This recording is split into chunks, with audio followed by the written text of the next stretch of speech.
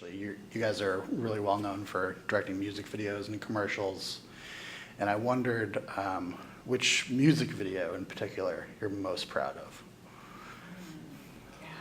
You know, they're a little bit like children. You love them all for their for various reasons. I mean, I like 1979, the Smashing Pumpkins video we made. It you know, I grew up in the Bay Area, and so in a certain way, it's about those years living here. I think both of us put a little bit of our own high school experience into that video, but I mean, I love Tonight because George Méliès and getting to work in that, you know, playing around with the hand crank camera and the techniques he used, sort of the sets that were 2D, but they were painted to look like they were lit a certain way. You know, there's just such an incredible tradition that we were tapping into, so that was really fun. You know, I think each video was sort of like a different exploration, and that's what was so fun about them. You could just try something, and you know, in a month or two, you have the product of that exploration. You know, it's not 2 years; it's maybe 2 months. But so, and then the bands were so much fun. You know, just that relationship with the bands. The Chili Peppers. Every video was so great with working with them. So I guess that was not really a single answer. Sorry. No, that's good. Those are two of the most well-known. Did you guys enjoy Hugo last year? Oh yeah, it was fun. Yeah. It was fun. Well, yeah, we also went to an evening where they showed a restored version of Trip to the Moon that Air did the soundtrack for. That was really great. And, you know, Méliès, it's just so sad that so many of his films were destroyed, because I think he was still, you know, some of his films are more experimental than anything we see now. You know, films become very formulaic, and it's just always incredible to see what people did at sort of the birth of film, you know. Absolutely. Your first feature, Little Miss Sunshine, dealt with real issues with dashes of humor, and Ruby Sparks kind of does the same thing. I wondered what you guys find funny.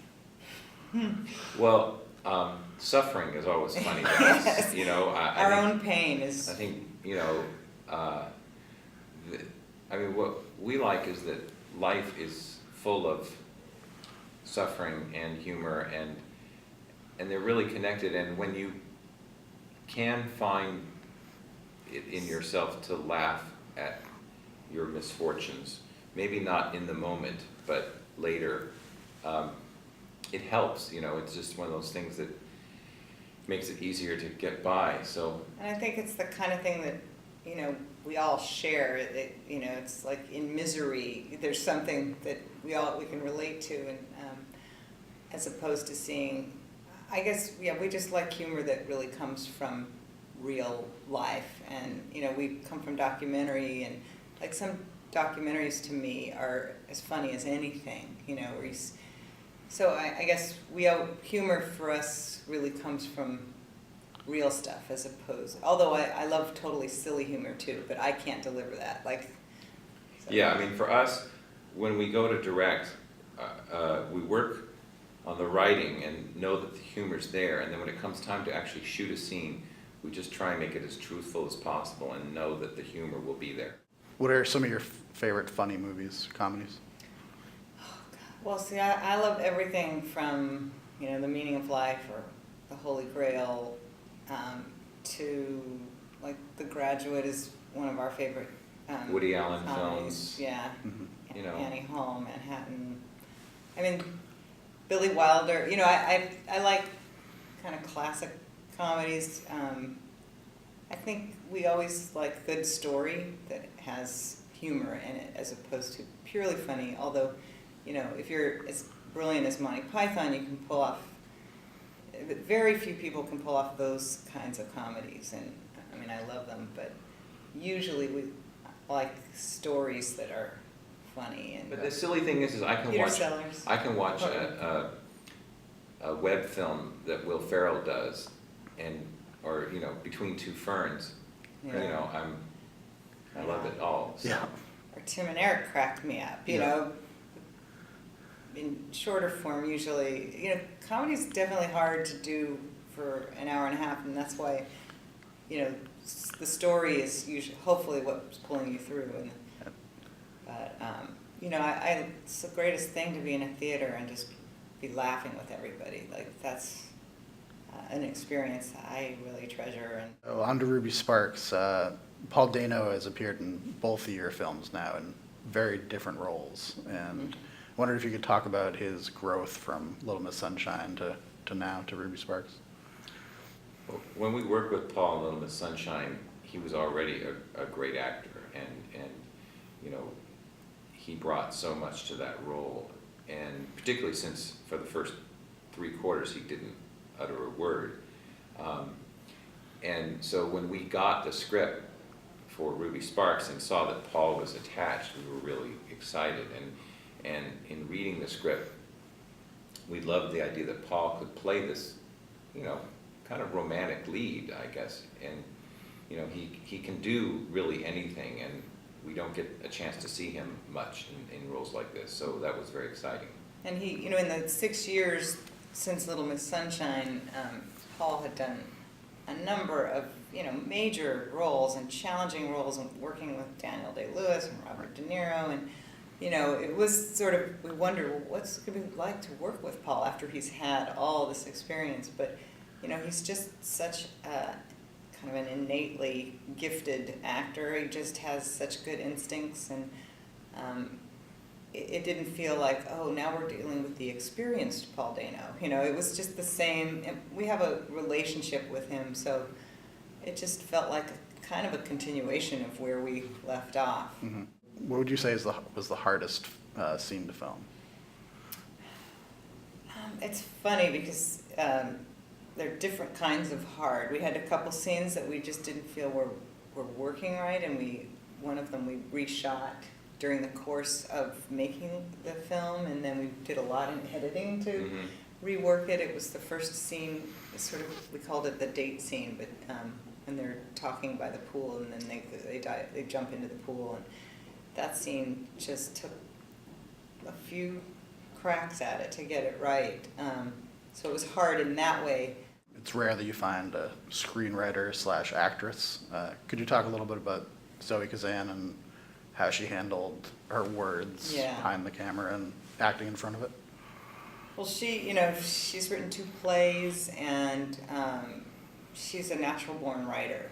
She loves writing, and she was so great to work with as directors. We spent time together working on the script before we started shooting, and we would give her notes, and she really, she'd really take them on and come back with something that felt completely hers, but was what we were asking for. And, we were so impressed by that. So after that whole period of reworking or, working on the script, it just felt like we came out with something that we all believed in. We'd been through it together, sort of looked at it from every angle, and we all felt very confident about what we were chasing after, and that we were going for the same movie. So that I think in doing that, it allowed her to put that part of the process behind her and just assume the role of the actress. And I think that was important to us, so her writing mind wasn't engaged as she was performing. And I think it is a trick, and I'm not sure everybody could do that, but Zoe is a very trusting person. I mean, she's incredible.